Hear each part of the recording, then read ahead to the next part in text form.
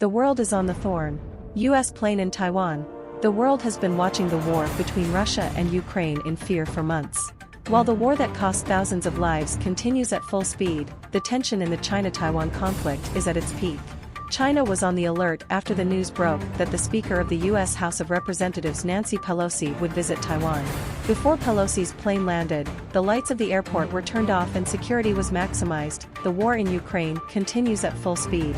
But there is also the possibility of war thousands of kilometers from Ukraine. The world was waiting curiously whether Pelosi, Speaker of the U.S. House of Representatives, would go to Taiwan. The plane carrying Pelosi landed in Taiwan.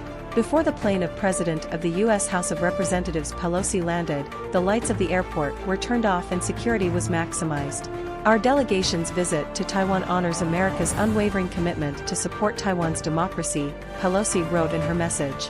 Our talks with Taiwan reaffirm our support for our partner and promote our common interests, said.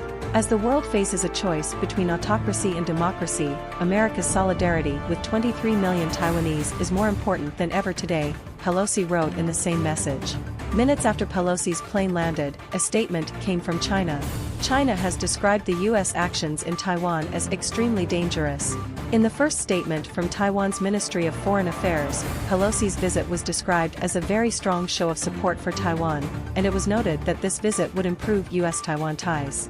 While Taiwan continued its preparations against a possible Chinese invasion, another move like intimidation came from China. Beijing administration ordered the fighter jets to take off. Chinese warplanes crossed the Taiwan Strait.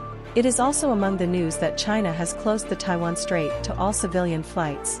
A very harsh statement came from China in the past hours.